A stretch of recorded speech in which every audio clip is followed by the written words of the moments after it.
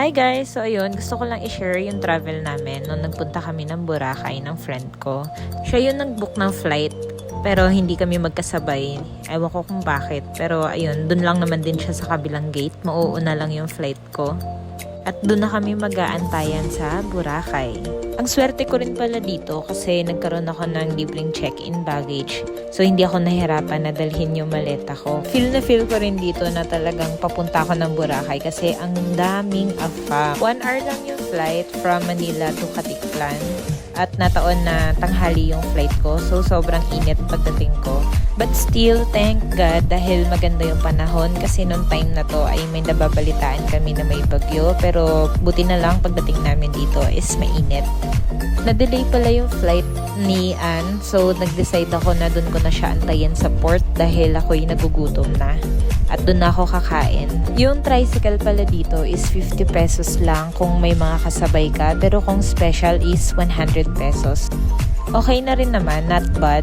At ang ganda na agad ng view na nakita ko dito. Pagdating ko ng port, naghanap agad ako ng mga kainan.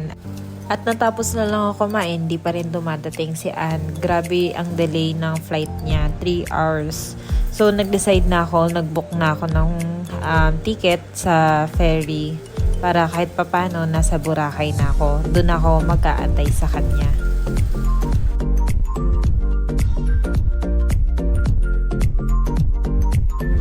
Ayan, finally, dumating na rin si Bakla.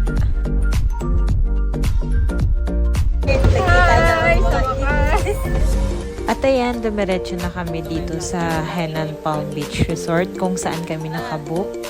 Sobrang mahal dito, so susulitin na talaga namin at magsiswimming kami. At bukas naman, unlimited breakfast at naka-buffet pa. So ayun, talagang kakain kami ng madami para naman masulit yung bayad namin dito.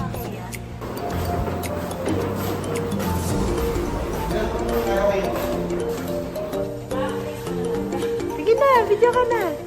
Para tuloy-tuloy na. Wow!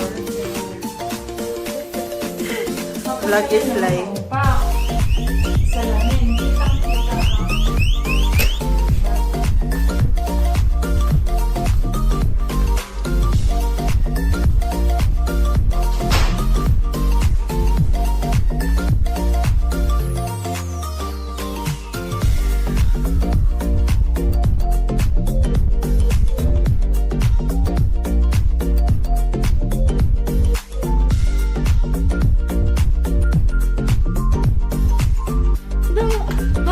Of the day.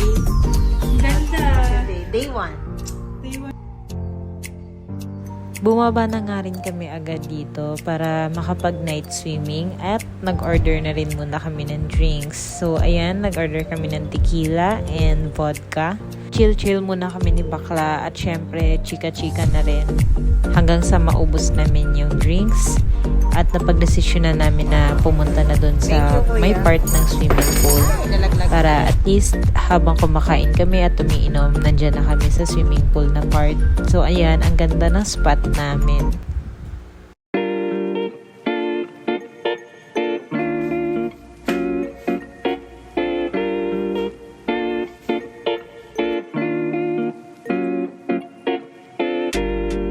Yan. Ito ang makeup artist ko. Hair na lang ang kulay. Up-lang tayo guys. Kasi magsiswimming din kami. Nag-makeup para magsiswimming. Ayan na, makeup artist na. Hair stylist pa. Outfit check. Pa-baby girl ako. Baby girl. Ayan na nga, bumaba na kami para mag-breakfast. Grabe, unlimited food ito. At buffet pa. So, hindi ko alam kung ano bang uunahin. Ang sarap na nga ng food. Ang ganda pa ng view. Tingnan nyo naman yan. Nasa front beach kami. After nga namin kumain at nagpahinga, nag-picture taking muna, and then, tsaka kami nag-swimming dito. Ang ganda-ganda ng swimming pool dito sa baba. So, nag-decide kami na umakyat din kasi ang ganda rin talaga ng view dito sa taas.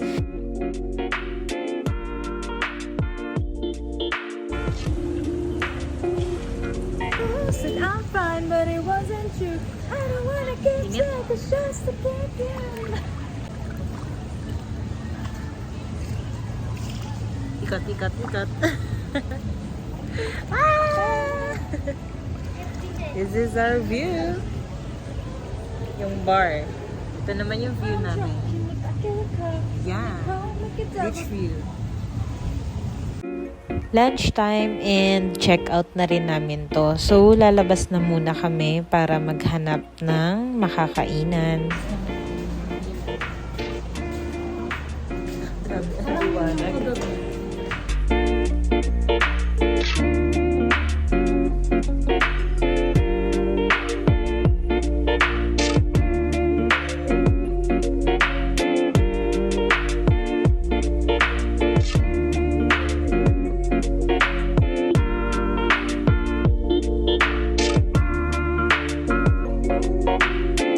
Nakahanap na nga kami ng restaurant at unlimited pa rin ito. For 299 pesos only, unlimited food na. At ang pinaka-favorite ko, syempre, may mga seafood sila.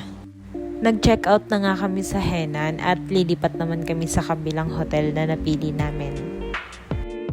At dito na nga kami sa Fera Hotel. Malapit na lang din to sa Station 1. So, pag pumupunta kami ng Station 1, walking distance na lang talaga.